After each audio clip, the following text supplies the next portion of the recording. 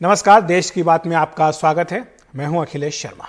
उत्तर प्रदेश सरकार ने सीए विरोधी प्रदर्शनकारियों के खिलाफ वसूली नोटिस वापस ले लिए हैं। आपको बता दें कि इस मामले में सुप्रीम कोर्ट ने यूपी सरकार को फटकार लगाई थी। सुप्रीम कोर्ट ने कहा है कि जिन प्रदर्शनकारियों से वसूली की जा चुकी है उन्हें भी उनका पैसा वापस किया जाए। राज्य सरकार की ओर से सार्वजनिक संपत्ति को हुए नुकसान को लेकर यह कार्रवाई की गई थी। यूपी सरकार ने सुप्रीम कोर्ट को सूचित किया कि उसने 2019 में सीए विरोधी 274 प्रदर्शनकारियों को उनके द्वारा कथित तौर पर सार्वजनिक संपत्ति को हुए नुकसान की वसूली के लिए जारी नोटिस वापस ले लिए हैं और उनके खिलाफ कार्रवाई भी वापस ले ली गई है। इन प्रदर्शनों के दौरान राजधानी लखनऊ और राज्य के कई हिस्सों में हुई हिंसा के बाद कई लोगों को गिरफ्तार किया गया था और उन्हें वसूली के लिए लाखों रुपए के नोटिस थमा दिए गए थे। इनमें कबाड़ी, रिक्शा चलाने वाले और रेहड़ी पटरी वाले भी शामिल हैं। हालांकि यूपी सरकार ने नए कानून के तहत कार्रवाई की बात कही है। और आपको बताएं कि इस मामले में ऐसे कई हैं जो कबाड़ के कारोबार से अपना जीवन यापन करने वाले हैं। महनूर चौधरी भी उनमें से एक है जिन्हें 21 लाख रुपए का नोटिस मिला। उन दिनों जब वो जेल में थे वो हमेशा ये नोटिस अपनी जेब में रखकर घूमते हैं। उत्तर प्रदेश सरकार ने सुप्रीम कोर्ट से ये कहा है कि 2019 की सीएए प्रोटेस्ट के बाद जिन लोगों को रिकवरी नोटिस दिए गए थे या जिनको गिरफ्तार किया गया था और उसके बाद उनको रिकवरी नोटिस दिए गए थे, उनसे ये रिकवरी नोटिस वापस लिए जाएंगे और लीगल प्रोसेस फॉलो किया जाएगा।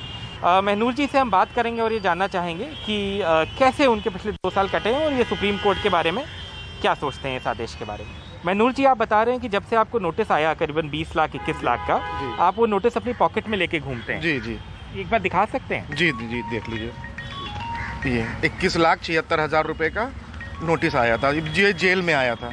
आप उस वक्त जेल में थे, जेल ही में दिए थे। जी ठीक है, ये देखिए, थोड़ा सा ये जी मैं देख रहा हूँ कि ये फट गया है, लेकिन जी पर्स में रखे फट गया है। कोई बात नहीं। ये बताइए महनूर जी कि उस दिन जब ये सब हुआ तो क्या हुआ था, आप कैसे जेल गए? उस दिन जब ये प्रोटेक्ट हो रहा था CNRC वाला, तो सर ये रोड देख रहे हैं, रोड पर जो है प्रोटेक्ट हो रहा था। ये दुकान थी हमारी शॉप, मैं यहाँ पर बैठा था। जब गुम्मा पत्थर चलने लगा, घर से फोन आया कि भाग करके घर पे आओ, बच्चे नीचे हैं। हम बच्चों की जगह जा रहे थे, आगे रोक लिया गया। रोकने के बाद कहा गया, पुलिस वालों ने कहा कि बेटा रोड से ना जाओ, रोड जाओ, गली से ना जाओ। तो हम रोड जा रहे थे सर। रोड पर जाते ही घर के एकदम सामने खड़े थे, बस फोटो खींच के और तुरंत 26 तारीख को उठा लिया। फिर 19 को दंगा हुआ है, 26 को उठा के दिसंबर 2019। जी। तो जब आज आप यूपी सरकार का रिस्पांस सुनते हैं सुप्रीम कोर्ट में किए हुआ है, तो आप कैसा महसूस सर? बहुत खुशी हो रही है हमको कि अब जो है सरकार अब हम लोग का साथ देगी। सुप्रीम कोर्ट ने ऐसा किया है, उससे लग रहा है कि हम लोग की जो रिकवरी हमारे ऊपर आई थी, अब ये सरकार हमको खुद देगी रिकवरी। क्या आपसे कुछ पैसा लिया भी गया है या अभी तक? सर हमसे बाद में गैंगस्टर लगा रहे थे। गैंगस्टर लगाए हैं हमारे ऊपर भी। उसमें मैं 60,000 रुपये दिए थे। 60,000 आपने दिया? जो कानूनी प्रक्रिया है वो अपनी जगह है, लेकिन किसी भी तरह के हाई हैंडेडनेस अगर सरकार करती है तो उससे आदमी को लगता है कि गलत हो रहा है, और इसीलिए शायद सुप्रीम कोर्ट को इंटरवीन करना पड़ा। और अब यही उम्मीद रहेगी कि जो कानूनी प्रक्रिया है वो फॉलो हो और ना कि कोई ऐसी चीज़ की जाए जिससे आदमी, जो गरीब आदमी है खासकर, उसके पेट पे लात पड़े या फिर उसको हार्डशिप्स फेस करनी पड़े। अगर ऐसा होता है तो ये गलत है, और शायद सुप्रीम कोर्ट की निगाह में कम से कम अब ये लोग यही उम्मीद करेंगे कि सरकार जो लीगल प्रोसेस है उसको फॉलो किया जाए। कैमरा पर्सन विनीत कुमार के साथ आलोक पांडे, DTV इंडिया। वहीं इस मामले में सक्रिय सामाजिक कार्यकर्ता दीपक कबीर कहते हैं कि उन्हें कोर्ट पर पूरा विश्वास था। हमें कोर्ट पर यकीन था, क्योंकि हम पहले दिन से कह रहे थे कि ये तो इलीगल प्रोसेस है। आपने गलत हमें फंसाया, हमारे ऊपर बेहिसाब केसेस लगाए। ज़मानत निकलने के बाद आपने हमारी ज़मानत कैंसिल करने का केस अलग कर दिया कि हम बहुत ख़तरनाक हैं। उसके बाद आपने हमें और FIR घंटाघर से लेकर लगा दी। अब आप जब कोविड में आप पूरा एक इकोनॉमिक स्लो डाउन है, लॉकडाउन है, उस समय आप हमारे पास आ रहे हो कि हम ये पैसा जमा करें। हमारे लीगल एडिटर आशीष भार्गव हमारे साथ जुड़ गए इस खबर पर अधिक जानकारी देने के लिए। आशीष, एक तरफ तो यूपी सरकार ने कहा है कि जो तमाम नोटिस दिए गए थे उन्हें वापस लिया जा रहा है। सुप्रीम कोर्ट ने यह भी कहा है कि अगर कोई फाइन किया गया तो उसको वापस किया जाए। लेकिन इस खबर का एक दूसरा पहलू यह भी है कि यूपी सरकार यह भी कह रही है कि जो नया कानून बना है जिसके तहत ट्राइब्यूनल गठित किए गए हैं, उन ट्राइब्यूनल के सामने ये सारे के सारे नोटिस और जो मामले हैं उनको ले जाया जाएगा। तो फिर ऐसे में इसको राहत माना जाए या नहीं? जी देखिए, वक्ती तौर पर राहत है और किस तरीके से राहत है, एक दो चीजें समझनी बहुत जरूरी है। एक आम आदमी के लिए उनको समझाना भी जरूरी है कि यूपी सरकार ने जब ये कदम उठाया था, नोटिस भेजे थे रिकवरी के, उस समय उत्तर प्रदेश में कोई कानून नहीं था अखिलेश। तो नोटिस जो भेजा था वो उस पर आप क्लेम करते तो एडीएम को इंचार्ज बनाया गया था, यानी जो अतिरिक्त जिला अधिकारी होते हैं अलग अलग जिले में, वो इंचार्ज थे। उन्हीं की तरफ से नोटिस गए, उन्हीं की तरफ से उन्होंने ही सुनवाई की, उन्होंने ही फैसला दिया। जबकि सुप्रीम कोर्ट ने खुद माना है, खास तौर पर जब गुजरात में दंगे हुए थे, हिंसा हुई थी, तो उसके बाद सुप्रीम कोर्ट ने एक सोमोटो कार्रवाई भी यहां पर की थी और ये एक व्यवस्था बनाई है कि जब सार्वजनिक संपत्ति को नुकसान पहुंचाया जाता है, निजी संपत्ति को भी नुकसान पहुंचाया जाता है, तो उसकी रिकवरी लोगों से की जानी चाहिए, ऑर्गेनाइजर से की जानी चाहिए और जवाबदेही तय होनी चाहिए। साफ तौर पर सुप्रीम कोर्ट के दो फैसलों में कहा गया है। लेकिन सुप्रीम कोर्ट ने एक व्यवस्था बनाई थी अखिलेश कि जब भी आप इस तरह की रिकवरी करेंगे तो आपको एक ट्रिब्यूनल का गठन करना पड़ेगा और उसमें न्यायिक अफसर होंगे, यानी जज उसमें होंगे। सरकार प्रशासनिक अफसरों से, अपने अफसरों से कार्रवाई नहीं कर सकती। तो यहां पर जो नोटिस दिए गए थे वो नोटिस सरकारी अफसरों से दिए गए थे और सरकारी अफसरों ने ही उसका फैसला किया था और कहा था इतनी वसूली करिए। तो ये मुद्दा सुप्रीम कोर्ट में आया था, लेकिन इसके बाद यूपी सरकार एक कानून भी लेकर आई, बाकायदा ट्रिब्यूनल के गठन हुए, रिटायर्ड जिला जज जो है उनकी नियुक्तियां हुई। तो यहां सुप्रीम कोर्ट को यही आपत्ति थी कि आप ये नोटिस वापस लीजिए और कानून की जो प्रक्रिया सुप्रीम कोर्ट ने तय की है उस प्रक्रिया के हिसाब से आप कार्रवाई करिए, उसके बाद जो हो आप वसूलिए। आज भी सुप्रीम कोर्ट ने ये कहा कि जवाबदेही बिल्कुल होनी चाहिए, हिंसा करने वालों से संपत्ति का हिसाब लेना चाहिए, वसूली भी होनी चाहिए, लेकिन पारदर्शिता हो और मनमानी सरकार ना करे, इसके लिए सुप्रीम कोर्ट ने एक व्यवस्था की है, उसके तहत हो। वो छूट है, नए सिरे से हो दोबारा से नोटिस भेज सकती है सरकार, लेकिन सेटबैक भी इसलिए है अखिलेश कि सरकार लगातार अड़ी हुई थी कि वो नोटिस वापस नहीं लेगी और सुप्रीम कोर्ट ने पिछली बार आखिरी चेतावनी दी थी कि या तो ये नोटिस वापस लीजिए वरना हम इसे रद्द कर देंगे। और अब सरकार चाहती नहीं थी कि रिफंड करे, लेकिन सुप्रीम कोर्ट ने मजबूर किया है कि आपको रिफंड भी करना होगा। तो ये एक राहत की चीज है कि जो काम सरकार ने किया वो काम अब जज करेंगे ट्रिब्यूनल में, जिस पर आम जनता का भरोसा ज्यादा होगा कि उनका फैसला बिल्कुल सही होगा। जी ठीक है आशीष, शुक्रिया आपका इस तमाम जानकारी के लिए। तो लब्बो लुआब ये कि जो मामला है वो अभी खत्म नहीं हुआ है, बल्कि मामले की सुनवाई ट्राइब्यूनल में होगी। अभी तक जो कार्रवाई की जा रही थी उसको सुप्रीम कोर्ट ने गलत ठहराया था। धन्यवाद आपका आशीष इस तमाम जानकारी के लिए। बात करते हैं पंजाब की, जहां मतदान से ठीक पहले आज सुबह प्रधानमंत्री नरेंद्र मोदी ने अपने सरकारी निवास पर देश भर से आए सिख समुदाय के वरिष्ठ लोगों से मुलाकात की। पीएम मोदी ने कहा कि भारत का जन्म 1947 में नहीं हुआ, बल्कि गुरु महाराजों ने बहुत तपस्या की। बैठक में पीएम मोदी को धन्यवाद दिया गया। पीएम ने अपने हाथ से सभी आगंतुकों को नाश्ता परोसा। उन्होंने बताया कि किस तरह करतारपुर साहिब कॉरिडोर का निर्माण किया गया, अफगानिस्तान से पवित्र ग्रंथ वापस लाए गए, कोरोना महामारी में सिखों द्वारा ऑक्सीजन लंगर लगाने का पीएम मोदी ने जिक्र किया।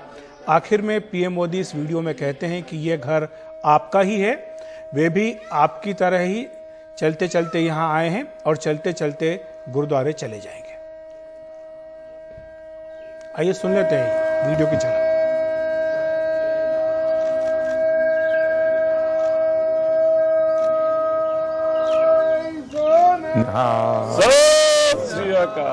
माननीय मोदी जी जैसे प्राइम मिनिस्टर देते हैं, क्या पहले हमारे देश के माननीय प्राइम मिनिस्टर जी हैं जिन्होंने साहिबजादों के सम्मान को हर हृदय तक पहुंचाने का एक सफल प्रयास किया है। मैं सोचता हूं आपका हृदय एक सिख हृदय है।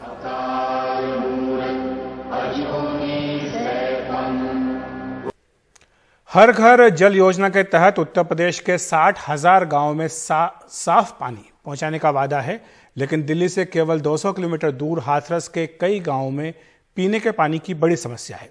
यहाँ जो पानी है वो खारा है। गांव वालों को बहुत दूर से साइकिलों से या फिर मोटरसाइकिलों के जरिए रात दिन पानी लाना पड़ता है। देखिए रविश रंजन शुक्ला की ग्राउंड रिपोर्ट। हाथरस में नगला पचौरी गांव के रहने वाले बालकिशन 2 किलोमीटर दूर अपनी बाइक से पानी भरने आए हैं।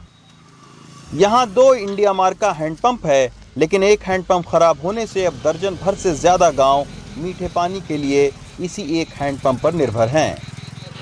यही वजह है कि रात दिन लोग साइकिल से लेकर मोटरसाइकिल तक से पानी भरकर ले जाते दिखेंगे। भैया यहाँ पानी का क्या है, मतलब क्या दिक्कत आप लोगों को होती है? पानी गाँव में खारा पानी है। खराब पानी है? खारा पानी, खारा पानी है। तो फिर कैसे आप लोग चलाते हो, कैसे पीने? लेके जाते हैं। तो कितनी दूर से आप आए हो? मैं करीब 2 किलोमीटर से आया हूँ। तो ये सारे लोग यहीं से लेकर जाते हैं? यहीं से लेके जाते हैं सभी। तो ये कब से ऐसी प्रॉब्लम है आप खाने दिक्कत पीने की? हमने तो फेस सामने से ही करी है। हमने जो समझदार हो गए यही नल में पानी पियो है ज्यादा % और आसपास ऐसी कोई व्यवस्था ना करी। एक टंकी बनी होगी, जब वो खराब है तो कोई बात हुई ना है, मतलब संशोधन का कुछ हो। सादाबाद विधानसभा से हाथरस की ओर जाते आपको ये दूसरा हैंडपंप दिखेगा। इन्हीं 2 हैंडपंप के पानी के भरोसे करीब 20 गांव के गरीब लोग हैं। दिल्ली से महज 200 किलोमीटर दूर मैं इस वक्त हाथरस में हूं और आप देख सकते हैं कि हाथरस में मोटरसाइकिल से, साइकिल से लोग यहां पर पानी भरने के लिए आ रहे हैं। अब आप सोच सकते हैं कि दिल्ली से इतने पास और यहाँ पर नदियाँ बहती हैं, यमुना नदी है, उसके बावजूद आप सोच सकते हैं कि इतनी पानी की किल्लत है। अभी ठंडक का सीजन चल रहा है और ठंडक में आप देखिए बड़े बड़े गैलन लेकर लोग पानी के लिए यहाँ पर आ रहे हैं। अब आप सोचिए कि अगर मई, जून, जुलाई का महीना होगा, गर्मी जब तीखी पड़ेगी, तब आखिर इस इलाके की हालत क्या होती होगी। गांव के कुछ लोग खरीद कर पानी पीते हैं, लेकिन ज्यादातर लोग यहां से पानी भर कर ले जाते हैं। हम हैंडपंप पर पानी भरकर ले जाते लोगों के साथ मनसा कला गांव पहुंचे। यहां सालों पहले एक टंकी इस तरह की बनाई गई, लेकिन अब ये सूखी टंकी खड़ी है और बोरिंग की जगह पर उपले पड़े हैं। ग्रामीणों ने बताया कि टंकी और पाइपलाइन भी बिछी, पैसे भी गांव वालों ने दिए, लेकिन बोरिंग खराब है और टंकी सूख चुकी है। टंकी की बोरिंग पाइपलाइन घर घर फिटिंग है गई, घर घर रखा कोई नाटिया अभी तक घर पानी मीठो पानी ना पहुंचो। 3-3 हजार रुपया दे के फिटिंग करवाई है लोगों ने। 20 साल में तो 2 साल ना चलीजिए। अभी तो बहुत दिनों से खैर नहीं आया है, ऐसे हो गए होंगे, कम से कम टाइम हो गया होगा तो 4 साल से ऊपर हो गई। तब ये प्रधानी का चुनाव जीते थे तो तभी इसमें टंकी की जो फिटिंग वगैरह हुई थी, जो पाइपलाइन की, तभी आया था कुछ दिनों के लिए, 1-2 महीने के लिए, फिर उसके बाद कभी नहीं आया। खारा पानी है, इस सबसे बड़ी समस्या तो यही है, और उससे चलते घर घर में आदमियों के अंदर और बुजुर्ग भी हैं, खारे पानी की वजह से बीमारी भी बढ़ती जा रही है। ये आपने हाथरस के सादाबाद की जमीनी हकीकत देखी। अब सरकारी दावे भी आपको बताते हैं। विधानसभा चुनाव के मद्देनजर नल जल योजना पर कई ट्वीट करके साफ पानी देने का प्रचार किया जा रहा है। सरकार ने पिछले साल एक प्रेस नोट जारी करके बताया कि जल जीवन मिशन पर 10 करोड़ का केंद्रीय अनुदान, हर घर जल के लिए 4 गुना ज्यादा बजट रखा गया है। उत्तर प्रदेश के 60,000 गांव में काम शुरू हो चुका है। 78 लाख घरों में नल जल का कनेक्शन भी है। लेकिन सादाबाद से हाथरस हाईवे पर फर्राटा भरती कई नेता और मंत्रियों की गाड़ियां गुजरती होंगी, लेकिन सालों से उनका ध्यान इस समस्या पर नहीं गया है। जब हाईवे से सटे गांव में पानी का ये हाल है, तब आप सोच सकते हैं कि दूर दराज इलाकों में टंकी और उनके कनेक्शन का क्या हाल होगा। हाथरस से अश्विनी के साथ रवीश रंजन शुक्ला, एनडीटीवी इंडिया। देश के सबसे स्वच्छ शहर इंदौर ने कचरे को बिजली में बदल दिया है। शहर में एशिया का सबसे बड़ा बायो सीएनजी प्लांट बना है, जिससे आने वाले कुछ वर्षों में इंदौर में करीब 400 बसें जल्द ही बायो सीएनजी से चलने लगेंगी। प्रधानमंत्री Narendra Modi waste to wealth के इस मूर्त रूप का उद्घाटन 19 फरवरी को करने जा रहे हैं। आइए देखते हैं ये प्लांट किस तरह काम करेगा।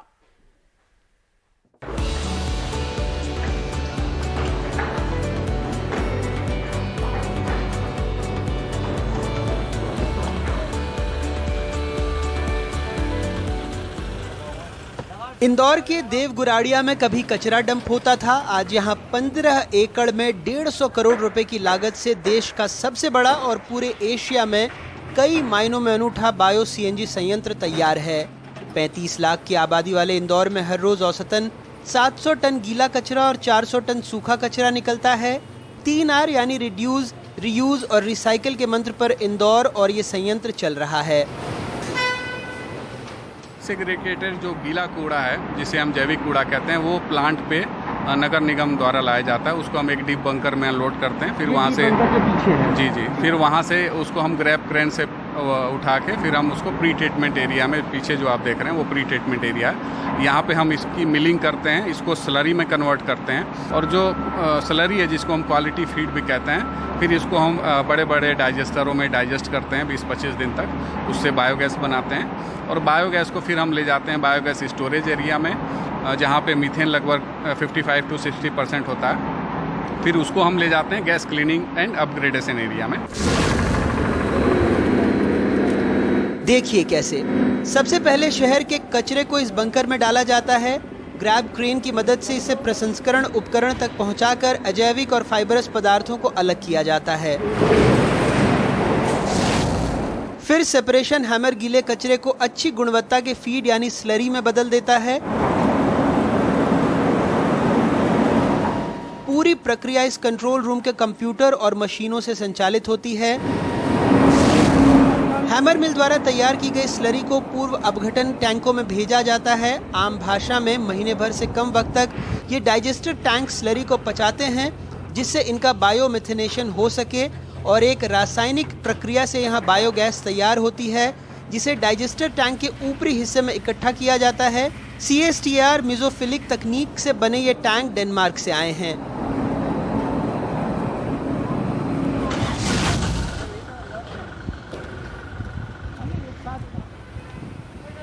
इस गैस में मीथेन 55 से 60% होता है, जिसे गैस पाइपलाइन से इन स्टोरेज गुब्बारों में भेजा जाता है।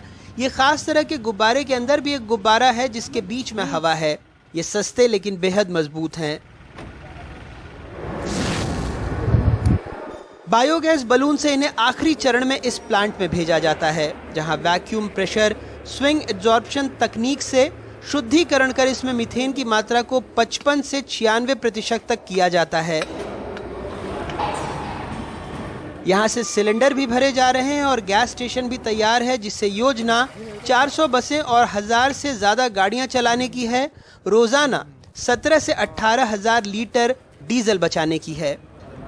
जितनी बसेस हैं यहाँ की सिटी बसेस जो हैं वो 100% कन्वर्ट हो रही हैं बायो CNG में, यहीं से CNG खरीदेंगी। इसमें जो एग्रीमेंट हुआ है इनसे कि जो भी अवंतिका गैस का यहाँ पर अवंतिका गैस की CNG सप्लाई है, जो भी उनका रेट रहेगा उससे 5 रुपये कम बेचेंगे। ये आज 77 रुपीज़ है तो उससे 5 रुपये कम 72 रुपये में ये लोग इनको सेल ऑफ करेंगे। तो तीसरा ये भी फ़ायदा है कि सभी बसेस हमारी बायो CNG में कन्वर्ट हो रही है, मतलब डीजल को रिप्लेसमेंट हो रहा है। उससे फर्दर जो कार्बन एमिशन होता, अदर ग्लोबल ग्रीन हाउस जो गैसेस का ग्लोबल वार्मिंग जो है कंट्रीब्यूट करती है, उनको जो एमिशन है वो रुक रहा है। तो न केवल 1,30,000 metric ton carbon dioxide emission रुक रहा है, बल्कि जो बसेस में डीजल से चल रही थी उनमें भी एमिशन रुकेगा। तो एक अलग वो दूसरा एनवायरमेंटल फ़ायदा है। संयंत्र को 18 महीने में बनाया जाना था, लेकिन कोरोना की चुनौतियों के बावजूद ये संयंत्र 15 महीने में बनकर तैयार हो गया। अब इंदौर की तैयारी स्वच्छता का छक्का लगाने की है। पिछले 5 वर्षों की ये जर्नी है इंदौर की, और इस वर्ष का जो हमारे गाइडिंग प्रिंसिपल्स होते हैं हर बार स्वच्छता की तैयारी में, वो मिनिस्ट्री एक टूल किट लॉन्च करता है जिसे स्वच्छता सर्वेक्षण की टूल किट कहते हैं। उसमें इस बार कोइंसिडेंटली प्रोसेसिंग के मार्क्स बहुत ज़्यादा हैं, प्रोसेसिंग पे फोकस किया गया है। तो ये हम लोग के लिए एक माइलस्टोन होगा कि प्रोसेसिंग की जो फैसिलिटी है हम लोग वेस्ट टू कंपोस्ट से वेस्ट टू बायो CNG पे अपग्रेड कर रहे हैं। इंदौर सबसे साफ शहर है तो इसकी बड़ी वजह यहाँ के लोग हैं, प्रशासन है। सूखा गीला कचरा 100% घर से ही अलग होकर आता है। गीले कचरे का संयंत्र तैयार है, सूखा पहले से ही काम कर रहा है, जहाँ कुछ इस तरह की मशीनों और हाथों से प्लास्टिक और पेपर सहित करीब 12 तरह के सूखे कचरे को अलग अलग किया जाता है और इससे भी शहर के पर्यावरण को फायदा हो रहा है, कचरे से कमाई भी हो रही है।